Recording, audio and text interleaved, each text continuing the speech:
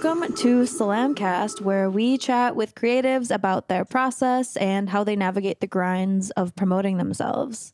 We're your hosts. I'm Brea. And I'm Neil. We're both studio producers and technicians at Slam Academy, an in-person and online production school based in Minneapolis, Minnesota. And today we are here with Mickey Breeze. What's up, guys? A highly accomplished DJ, artist, and educator. Give it up for Mickey Breeze. What up? Thank you for being here. Of course. Thanks for having me. Yeah.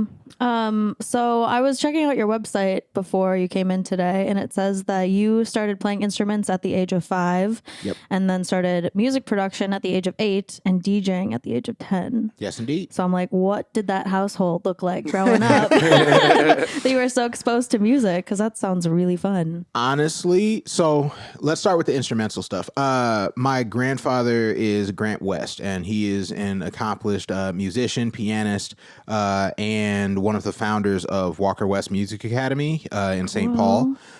So he started teaching me how to play piano around about age 5.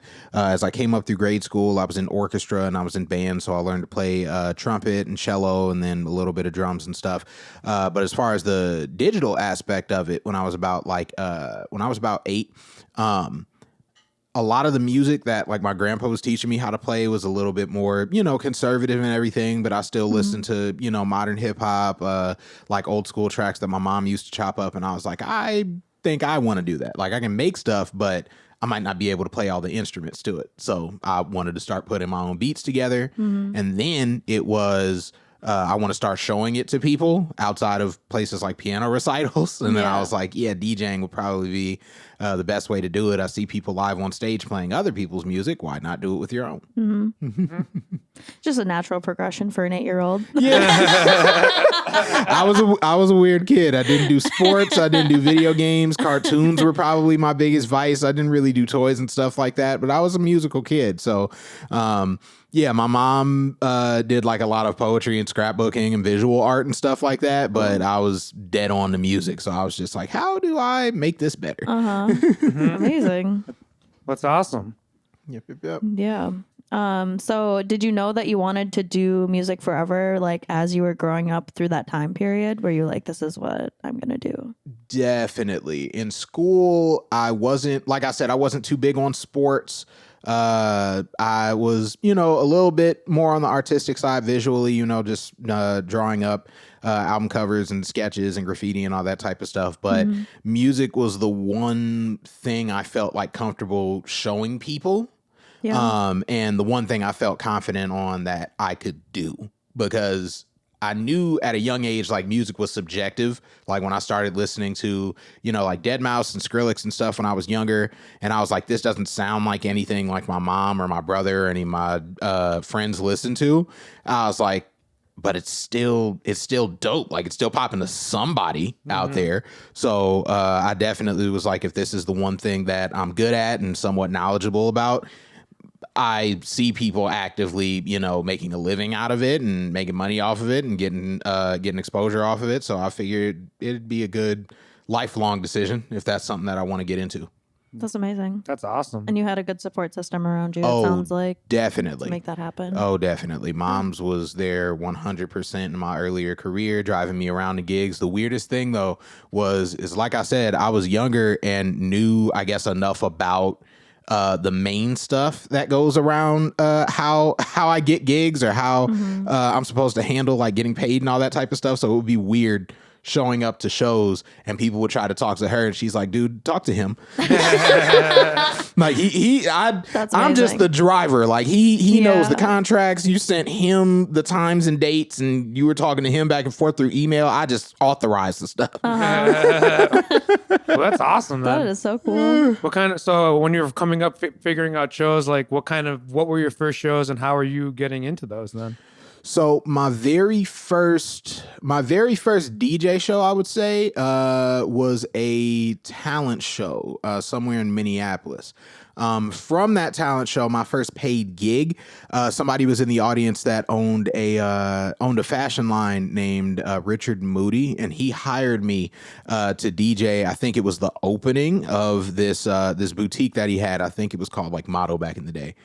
I'm not 100% sure, but I'm pretty sure I did like 8 hours for like $50 or something like that. But getting into it initially, like as a kid, like you hear, oh, I get to do the thing I like to do at home and I get money? $50 is a lot to a kid. Straight up. Yeah. Like, dude, do you know how many Nerf guns that is? Like that's bank. So that was my first like official gig. But the weirdness of, coming up in the scene and trying to, get more, lucrative, get more significant and, club age appropriate shows or age inappropriate shows at my age, was weird. But I did do a lot of school stuff. So any proms, any dances, any sort of events where family came in and stuff, I was kind of the show pony. So they were like, oh my God, you know what the kids like, but you also do listen to teachers and stuff. So you won't play explicit shit anywhere and get us kicked out. That's awesome. So you know how to work a crowd. There you go. But really, so when you were getting your first gigs, were you at that point doing like turntablism and scratching, or was it just kind of mixing hip hop tracks? Oh no. So actually a few of my first gigs that I remember like consistently, I DJ'd at a couple old folks' homes, did a lot more like outdoor community recreational events and stuff like that. So for a long while, I was just blending old school. You know what I'm saying? Like, because I was thinking, if I'm playing for adults, play stuff that adults listen to. So I was like early on playing like Marvin Gaye and Stevie Wonder and maybe like old school house music and stuff. My mom was a gigantic house head. Oh, nice. In her younger days. So I had access to like all this Chicago deep house and all that type of stuff. So I played a lot more contemporary when I was younger, just because I figured go for what the adults like. And as far as the whole turntablism thing, no, I would watch DJs do that all damn day. Qbert, Jazzy Jeff, freaking Scratch Bastard and all that type of stuff. I would watch them go off and be like, how the hell do I do it? I actually started like really getting into DJing and turntablism because I didn't play too many video games as a kid, but when DJ Hero came out, that was the first thing I was like, I need it. They sold the friggin' turntable controller and stuff that went along with it. Yeah, wait, I didn't even know that was a thing. They were teaching you how to cut on the game. It was it was crazy because they sold the controller. It looked like a dope ass like jog wheel turntable. It had like the mixer set up with the crossfader in the middle and everything. And I played that thing day in and day out, and I would hear scratch sequences and stuff like that, and I'm like, I gotta learn how to do that in real life. And then when I started DJing actually and started cutting up, obviously those two things couldn't be further from each other. I was like, where are the buttons on the turntable and stuff like that? Number one. And number two, I had started DJing for so long and dusted off DJ Hero one day back at the house and tried to get back on it. I was like, this is nothing alike. This is not realistic. But yeah, when I started off, I was just doing blends of like old school hip hop and old school soul and Motown and stuff like that. But as I got older, I tried to start implementing more performance aspects into my DJing. So I got an MPC. I was like, I can, play drums. I can play drums like a fucking beast. I can type out rhythms and stuff that I want to add. So got an MPC, got the Akai software, and started layering that into both like my beats and what I was able to do live. And then the turntablism stuff came after with more deliberate trying. But I always tell people, especially like my students and stuff, I didn't get good at scratching until quarantine. Yeah. So it still took you a little bit of time, just like anybody. Oh, yeah. I didn't get crazy with it until quarantine. Because I remember like the first time I saw you perform, it was a beat battle when they had the beat battle here. Yeah. And you were performing on your MPC back in the day. You won it with that. That was crazy. Yes, sir. So, so you weren't at that point really you wouldn't consider yourself a turntablist back then. Nah, I could do like slight, scratch transitions and stuff like that. But as far as, full sentences where you could actually like focus on the kind of scratches I'm doing or like highlighting them. Oh, no. I was all thumbs. Mm-hmm.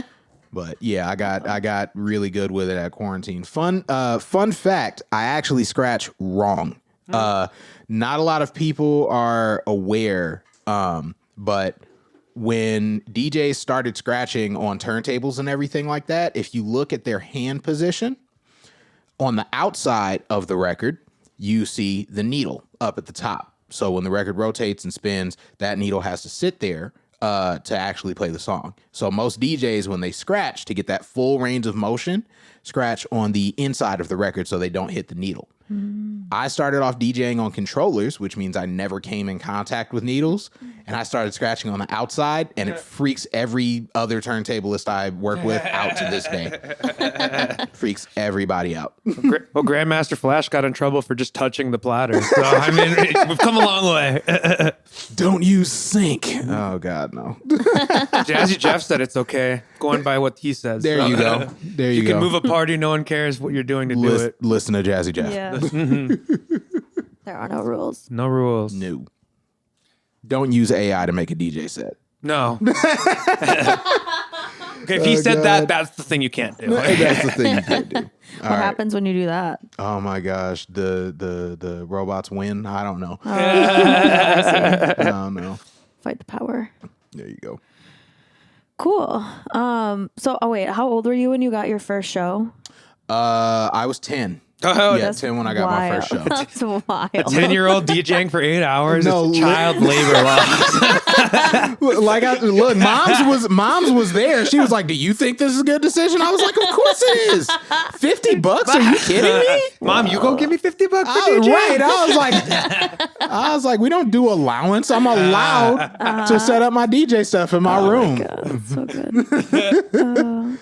So do you do your own visual art as well? So in what context? Like my album Like covers and album stuff art? like that? I know you have merch too, so I'm curious. Do you design your own merch and like your logo and stuff? So all of my logos, I did do. Actually, this one that looks like an NFT, if you can see that. Yeah. This was funny as hell. I've Yeah. had this since probably, I was like 11 or 12. What? When I made this logo. So when NFTs came out, everybody thought I was riding the wave. I'm like, no. But no, I made this logo when I was younger. This was my original logo because I was a nerdy ass kid. And in grade school, I used to wear bow ties, I think, every Wednesday or something. But I dressed to the Amazing. nines as a kid, which was weird to everybody. Like Yeah. adults, kids. Like, why the fuck are you wearing wingtips to recess? Like, this makes no sense. Amazing. So my logo was originally this video game icon with a bow tie. And the other reason why was because I started actually making beats on this thing, on my PSP, Fuck yeah. when I was 8. Because not a lot of people know, a bit of a best kept secret, is Timbaland and Rockstar made a production software called Beaterator. If you can see the screen. Timbaland and Rockstar made a software called Beaterator. And like I said, I wasn't really into video games. I wasn't really into toys and stuff like that. So got this thing, started making beats, and was like, oh yeah, I need something to put on a poster. And made this. But then a little while ago, I was like, I can't remember the last time I've worn a bow tie because it's hot as hell to wear a fully buttoned shirt and wingtips and dress pants and stuff in any club environment. Yep. And I was like, I need to change my logo. And so I recently designed the one that everybody sees now on all my social media, just the M and the B. Because it's designed after my signature. Yeah. So I do most of my logos. I do most of like my video design and stuff like that. But as far as my album art goes, the last or second to last album I just released, Duel, was made by an artist by the name of Ghost. He helped me kind of turn this into something way more significant than it was. And then my most recent instrumental album that dropped, Yellow Light Music, I'm pretty sure was made by a photographer that works for the management company I'm signed to. Okay. But as far as like all my videos go, all the little graphic design tidbits I put up with my photos and stuff like that, that's me. Cool. Oh, that's awesome. Yeah. So, Mr. Mickey Breeze, I was going to ask you a couple things. We're going to get into the more. We're Of this podcast, we talk a lot about creativity as well. Gotcha. So, sitting in front of some of your like kind of working on your own music or getting a set together, what are some things that might inspire you, or how do you sit down and be like, all right, I'm going to make a beat or put this set together? What are the like things you go through in your head to get to those spots? Gotcha. So there are levels to the quote unquote creative process. And the reason why I even have to get into it or quantify it like that is because I have different reasons for creating and different purposes. So for example, I make beats for licensing. So sometimes if people want to use them for movie scoring, if people want to use them for advertisements, if people want to use them for, intros and outros, etc., I go into it with the goal of what does this person like? And a lot of producers that I'll talk to surprisingly don't like doing that. They'd rather, put up a catalog, have people kind of choose from it and figure out what they would need it for, which is, probably a lot more efficient in the way I go through it. But I like having a goal in mind when I start making beats. So if it's ever for advertisement, movie scoring, I get a general outline and I can get through a project a lot better that way because there's an end game.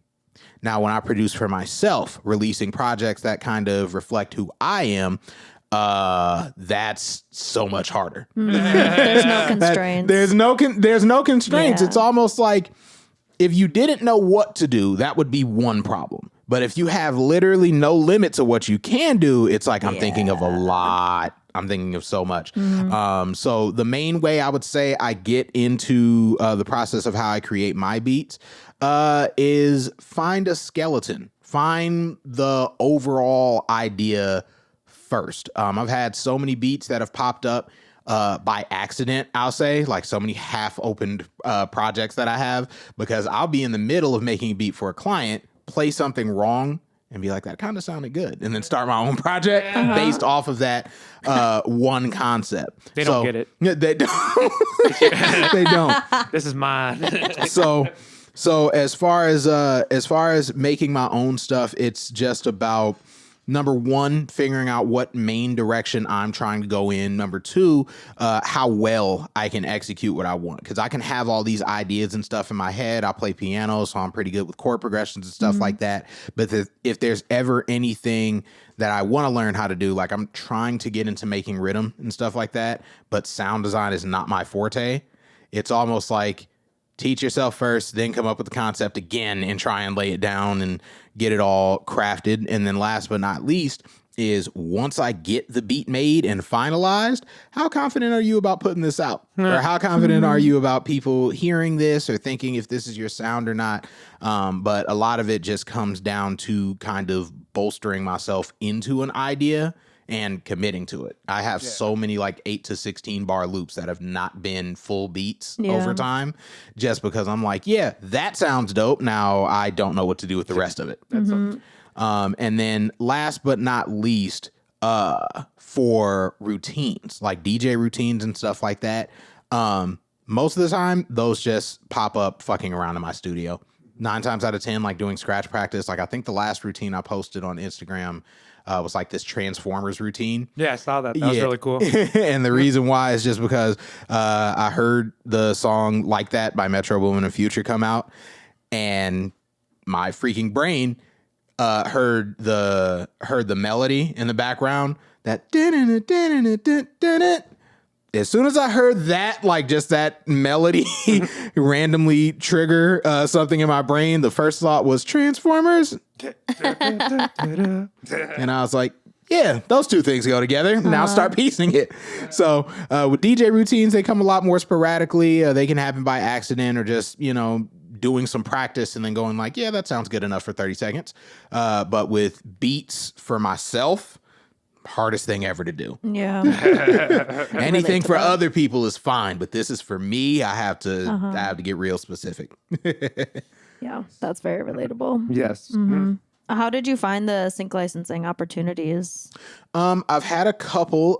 When I came up through school, I went to not Slam Academy. I did go to Slam Academy when I was in junior high, but no, I went to high school for recording arts. I think freshman through senior year. I bounced around between a couple of regular schools, but High School for Recording Arts, HSRA, or also known as Studio 4, was literally a school for like industry musicians. So you had a lot of kids who went there that wanted to, be rappers, wanted to be singers, wanted to be producers, et cetera, et cetera, et cetera, wanted to be photographers and all that type of stuff. And one of the classes that we had was on industry management. So one of my instructors by the name of Scott Harold, big shout out, was very in tune with radio, very in tune with publishing, was very in tune with, having a PR team or somebody who could help you break down a release and all that type of stuff. Yeah. And he originally told us about I think the licensing company, I think it was called like Gray Ghost or something like that, where we could submit beats, we could submit songs, and, based around the fact that everybody who made a song in the school had to make a clean version of it. Yeah. He was like, if you guys are making music that you would want to get licensed to movies, to film, to advertisement and all that type of stuff, you just have to be consistent, throw it in the hopper as much as you can, and when something hits, then this class will teach you how to, make the paperwork, sign contracts, do the BMI and ASCAP, PRO and all that type of stuff to actually get your money based off of both your streaming or based off of who's using it. So I figured out that sync licensing was an option from him.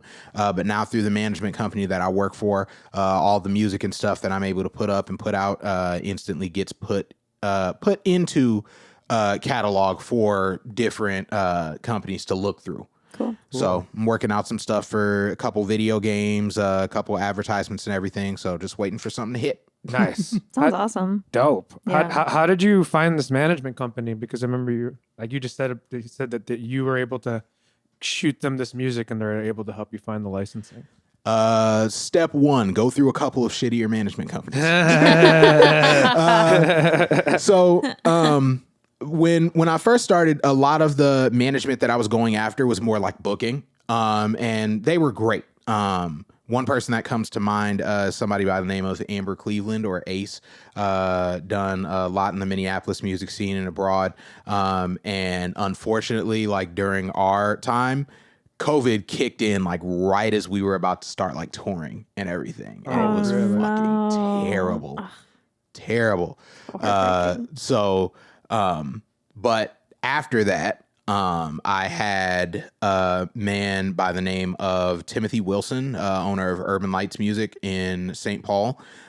He is a manager for a couple of different artists in the Twin Cities. Octavius comes by, another name, but I used to go up to his shop for a ton of beat battles. He has something called Faders Up every Saturday from like noon to 4, where DJs can come in and just talk shop, like actually, bounce routines off of each other. That's awesome. It's so dope. That's so cool. Like we were talking about maybe making a scratch circle here. Oh yeah. Yeah. That'd Start be like dope. one Have like the that scratch once octagon or something like that. Yeah, one Saturday a month we just set up a 4 table, set up a battle spot for it. I am so down. So sweet. But he's been in the music industry for a long while. He's seen, what I've been trying to do a little bit more independently, and was like, well, between the music that you make on your own and the gigs that you've been trying to get around the city, I can help push a little bit more just via networks that I have, in the industry, labels that I have connection to. I think for a while, dude's kind of a legend. Like he's been running around with Run DMC, Naughty by Nature, LL Cool J, and pretty much has just kept his network open for artists in the city that want to expand. So as far as getting music licensed and everything, he has connections through, I think it's called InGrooves, where he's able to put my music into this catalog and potentially get it chosen for placement in different advertisements or different opportunities. Oh, cool. That's really cool. So I've been working with him for, I think, about the past 2-3 years. Oh, since COVID, kind of. Yeah, nice. Just about. That's awesome. Like I said, when me and my booking agent were about to start going on tour and everything, COVID happened, and so it was like, cool. Now I need to find something I'm able to do from home. Yeah. Make beats Right. for license. There you go. Yeah, that's something that I want to get into. So I'm just personally curious about how you got started into that. Oh yeah, hit me.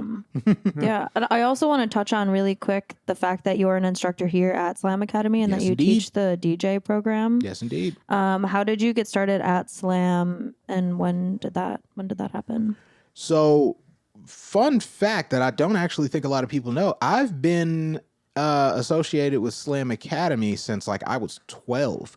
Whoa. An instructor that comes to mind is Leon J. Yeah, I remember Leon. And back at the old location in downtown Minneapolis, I went through their DJ course back then. And so I kept in contact with JP. My mom was a huge promoter and endorser of anything and everything that I did. So when I was younger, I wasn't allowed to have a social media account. So my mom, being mom, had a Facebook and would just post the shit out of whatever it was I was doing. So any shows that I had, even if it was like a high school prom, she would go like, he's here this weekend and all that type of stuff. Or she would record like me doing routines and stuff in my room. And she would always like relentlessly tag JP. She would relentlessly tag JP. Yeah. I think to the point where he messaged her and was like, hey, I see like I see your kid and he's doing dope, but my phone is blowing the fuck up. Like you might need to slow down just a smidgen. But further down the line though, when I got more into making beats, Slam Academy had the beat battle that you saw me at, came in and pretty much shut that down. They gave me a scholarship. Yeah, they gave me a scholarship as part of the winnings. And the funniest thing ever is it was all Ableton. It's always been Ableton. I went through that entire course, I think about 3/4 of that course, running Logic, and nobody knew. Like I was in the beat battle using Logic.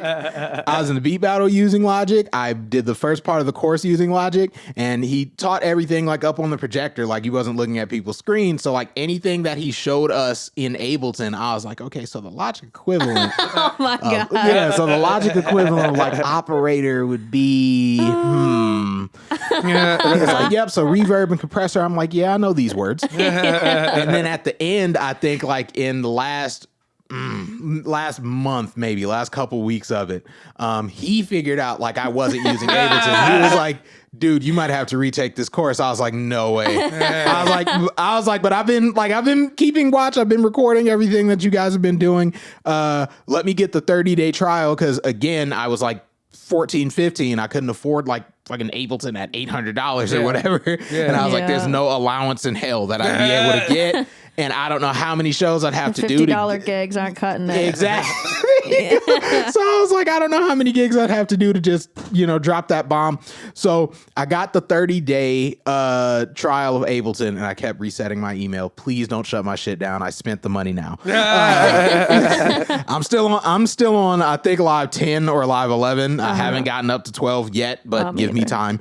But I got the 30-day trial of Ableton. I bought a Midi Fighter 3D, this little 16-pad tiltable controller that you could program and everything. So I watched it. I went back through like all the lessons from previous weeks and stuff. Showed up at finals with a fully programmed and mapped out routine with all like my own sounds and shit. And he was like, okay, you're solid. Wow.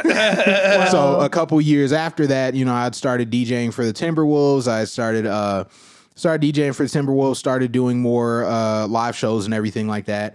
And Anthony Casper, the previous instructor for Slam Academy's DJ program, had approached me and asked me to guest DJ for one of the courses, so slight guest instruct on scratching and stuff like that. And then he was like, I'm focusing a little bit more on making my own music, but I would like somebody to take over the course. Would you be able to do it? And I was like, hell yeah. I'm nervous as hell because I didn't know how to use CDJs at the time. I didn't know how to use CDJs. I wasn't very familiar with Rekordbox, but I was like, I can get into this enough. And I had actually been teaching for a couple other programs around the city. Like I think it's called Mobile Jazz and for the Walker West Music Academy, Experience Jazz over their summer programs. I taught music production and all of that for them. But when it was like it came time to teach DJing, One, I was afraid I would do it wrong because I told you guys I scratch backwards. Yeah. And two, like I said, I wasn't really familiar with Rekordbox or familiar with CDJs, and I know that that's like 90% of everybody at Slam Academy's main thing. But after, guest hosting a couple of the classes and everything, kind of getting a feel for where people were in their stages of DJing, got a lot easier to the point where I was able to make a curriculum and where I was able to kind of break down a lot of the differences between Rekordbox and Serato. I'm still very Serato dedicated. Serato's I used to tell my students, like, not to say Serato's better than Rekordbox, but it is. Yeah. I can't say it now because they're very close. But in the past, I think 3 years I've been DJing. In the past 3 years I've been working for Slam Academy. It's been super dope to see how people have evolved over time, especially with the different arrays of equipment that people come with, the different styles that people start to adapt to, and just how cool it is to see people get to express themselves when they know that DJing really doesn't have any rules. Yeah, I agree. That's cool. I'm a Tractor user because I didn't want to learn record. I didn't want to learn Rekordbox. Man, Tractor is something crazy. Tractor was the Ableton of DJ software for a long while. But the only downside was they didn't make enough equipment to keep up with the software. That was my only thing about it. But no, it's still so many options out there that you can just get to breaking it down with. Yeah. Anything that plays songs with a control, you can figure out how to DJ, guys. I promise. It's not that hard. There you go. Virtual DJ for the win. Let's Algorithm. go. Let's do it. Have you seen those videos of people in like Colombia and Africa and stuff where there's like have like an old computer screen and it's just a keyboard and they're just rocking parties with a couple like little buttons and stuff? Yeah, like, I've seen that. They're so good. No, there was this one dude like literally connecting a wire to cut on and cut off the deck. So it's like he was scratching or crossfading just by going. It's like dude's doing Morse code in a set. That's dope. That's dope. Anything is possible. Anything is possible. Yeah. Do you want to touch on your live rig setup right now and what you do? Absolutely. I think we mentioned that you use Ableton during it too. Yes, I do. Ableton is my primary production software now, RIP Logic, but Ableton is my primary production software, but Ableton Live was the reason why I gravitated toward it for, DJing purposes. So my biggest thing during DJing was like being able to drop tags, being able to throw in like drum sounds and stuff like that, because I couldn't scratch in like the earlier stages of my DJing. But I was like, I still can add like redrums and all that type of stuff to whatever it is I'm doing to make it sound more emphasized. So I would literally, be in clubs and stuff like that with this small MPC controller or whatever, and in the deader parts of songs, like maybe a bridge or something like that, I would, throw like Jersey Club drums on top of, throw Jersey Club drums on top of techno, or throw dubstep on top of hip hop and all that type of stuff. And I was like, how can I make this as streamlined as possible and not get limited by like my controller or get limited by just my overall techniques? And so Ableton Live allowed you to pair both production aspects and like live sound aspects with whatever you're playing. So to break down the equipment I actually use, I have a set of Rane 12s, which are full 12-inch vinyl, simulated controllers basically, and a 72 mixer. So it looks pretty much like you would see, old school Technic 1200s and everything. It actually uses vinyl, but all the signals that are sent in the computer are digital. So I don't have to worry about needles. I don't have to worry about record skips, but I can still, actually scratch with them like you would on OG turntables. And then I run Ableton with a whole bunch of, I wouldn't say presets, but with a whole bunch of like audio clips that are mapped to my Midi Fighter 64. And basically, for those of you who are familiar, it kind of looks like a big ass launch pad, but it's made with arcade buttons. It's the dopest thing ever. I'll throw it up on screen. Ooh. I got you. That sounds so fun. It's really dope looking. Very popular for using it. Actually pioneering it is Sean Wasabi. I love Sean Wasabi. Yep, if you ever So get a chance sick. to look them up, Sean Wasabi was a gigantic inspiration to me as far as like making those type of routines and programming it and all these dope ass lights and beats and stuff like that. Had mom order me one because I didn't have a credit card, obviously, but and paid her back with it from my gigs and all that type of stuff. I think that was the OG workaround.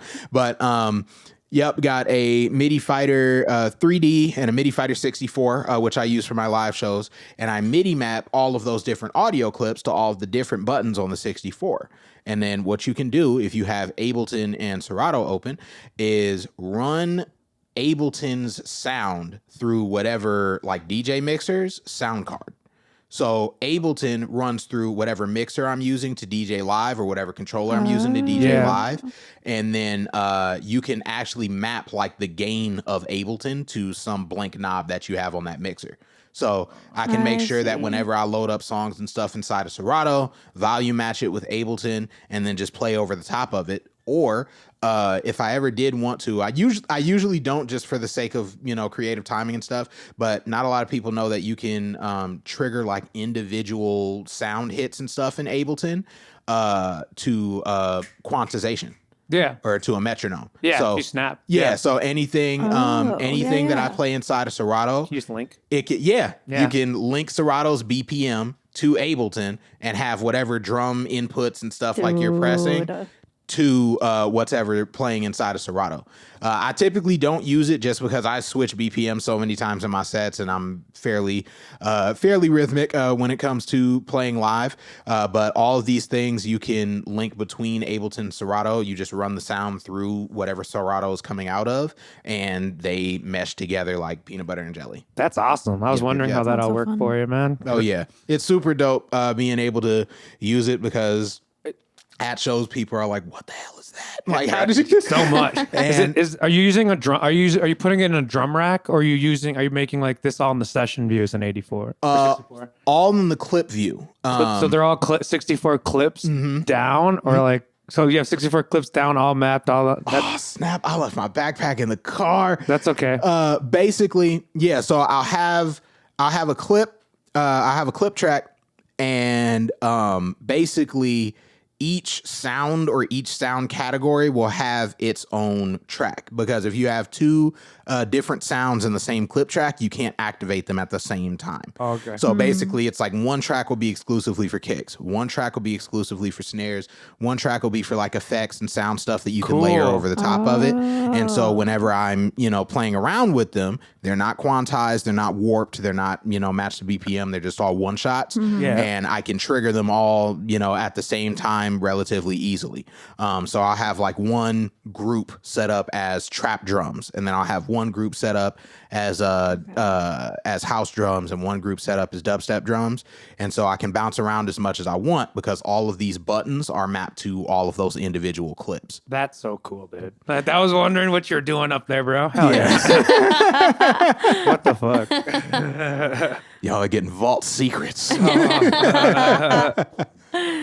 That sounds so fun. I just want to like press those buttons right now. Yeah, everybody is like, how the hell do you remember where everything is? Like they're unmarked or anything. I'm like, I did it. That's the best way I can describe it. It's a little bit more than muscle memory, but it's a little less complicated than what you're probably thinking of. And it's like you just like to do it. You do it probably when you're at home. You practice all of the time. You're doing gigs all of the time. Yeah, so most of the time, like the kits that I use are like fairly, I wouldn't say universal. Like at first, when I had just 16 buttons that I was working with, it was just some sort of arbitrary drum kit that kind of blended with most songs. Yeah. But the reason why I went up to the 64 instead of just using like a 16 pad controller is because I'm like, rhythm drums don't necessarily mesh with Erykah Badu all that well. I'm like, I need different kits and stuff like that, and I might want to use something from the house drum kit with the trap drum kit. And I'm like, but I can't access them all at the same time, switching banks and everything. So I need a bigger controller. Yeah. So once I got that, started mapping stuff and color coding it with the Midi Fighter and everything like that. Everything got real easy. And what's cool about it is all of those presets and stuff that you do inside of Ableton can carry over to different controllers if you want to. Yeah. But every time I just open up the project file, I don't have to worry about remapping everything that night. And they're fairly swappable. So all the, tags and stuff that I make, the who the fuck is Mickey Breeze that I drop over all my tracks, I can replace that. I can edit it. I can throw reverb and delay and all these different sound effects on any of the drums that I want, and it won't impact anything in Serato. And what's cool is that anything that does have a BPM to it, because not a lot of people know that like my tag is like 120 BPM originally. Yeah. Anything that has a BPM to it, if you just type the BPM in Ableton or link it, with Serato, it'll follow whatever, speed the track is at. So it sounds a lot more cohesive. That's cool. Oh, yeah. Yep. Whoa. Sounds so much fun. It sounds like a lot of work to set up initially, but like once you have it all down to what you're used to doing, it sounds like so much fun to play with. Once you have the workflow down, it's real easy. I have a student of mine. Can I tell a funny story real quick? Yeah, of course. So 2 students come to mind when I think of how long I've been working at Slam. There's one who I'll tell you about named Sasha. Yeah, I've made music before with Sasha. Okay, dope. So Sasha, burly Russian dude, came in to my class firstly using a smaller controller. It was called the DDJ SX, Pioneer DDJ SX. And so I always try, like my TA goes by Specs, always tells me like, so are you going to bring the big controller in? And I'm like, I'm scared of doing that because I don't want to scare people off. Yeah. I've shown people my big red, like 2 turntables mixer and the 64 setup in the upper corner. And they're like, I can't afford that, or I can't copy what the hell he just did. Yeah. I'm good. So I used to bring that out, especially like for intros and all that type of stuff, just to show people like the point you could get to. Yeah. Everybody else was kind of thrown off, like, what the fuck is that? Sasha was like, I need that shit right there. I need that. So he hit me up after class one day and was like, hey, is this a good price for this stuff? And he sent me like a Facebook Marketplace link. And I was like, I'll look at it a little bit later. Open up my phone and it's my setup. Like it's my full setup. It's the 212s and the 72 and a coffin like the size of this table. And I'm like, what the hell are you? Like, we just started. Yeah. He was like, yeah, but is this a good price for this generally? I was like, yeah, technically. He was like, all right, I'll see you next week. Came in full setup, ready to go. And I'm like, dude. So then I was like, I broke down like what I do with my Midi Fighter and everything. And I'm like, this is not like a required section of the DJ course. This is something I like to do personally. But if you guys ever do plan on like adding live sounds and drums to your stuff, this is one way to go. So we won't spend too much time on it. Hit me up after class like, hey, what's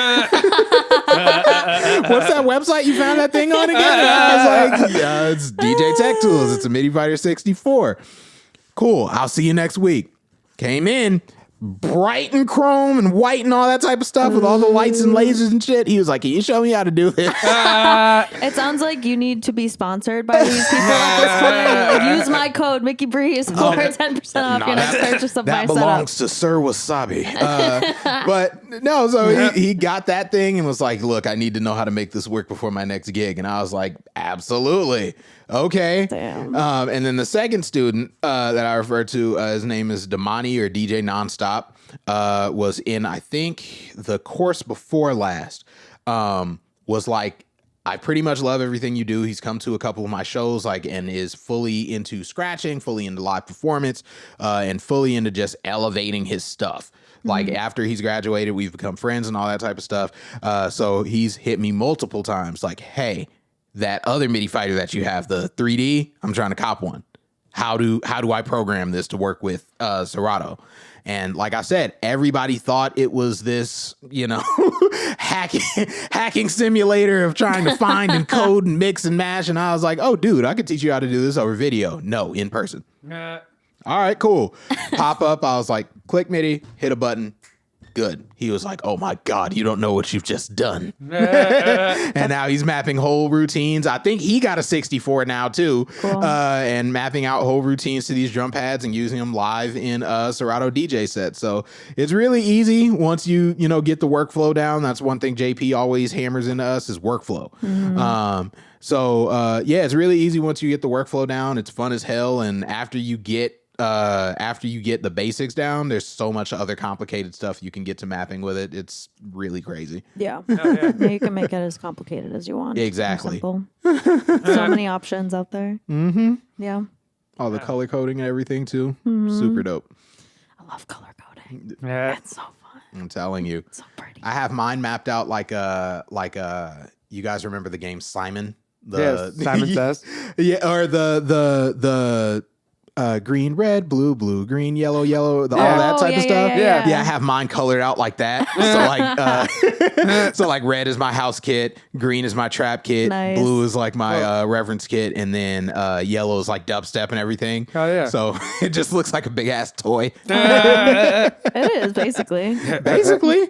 An expensive toy for adults. Where you could spend your whole life to learn. Yes. So, No, I got my 3D and was so frustrated because I couldn't figure out how to map it. I was like, fuck this thing. And mom was like, go back in there and figure out how to use it. I was like, 2 hours later. Yeah, no, I got it. It's good.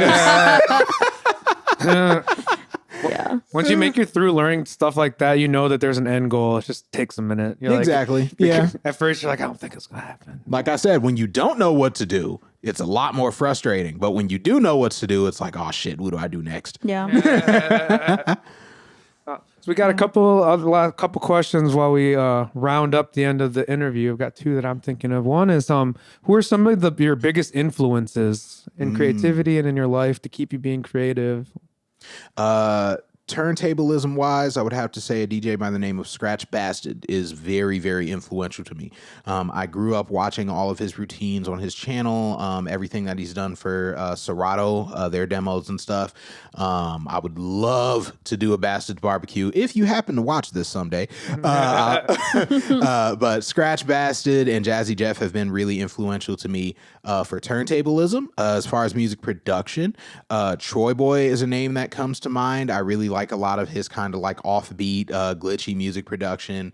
Eliminate is another one who I love, like his rhythm, dubstep, and I don't think he's done a lot of like Moonbathon stuff, but I like his production style, sample references and all that.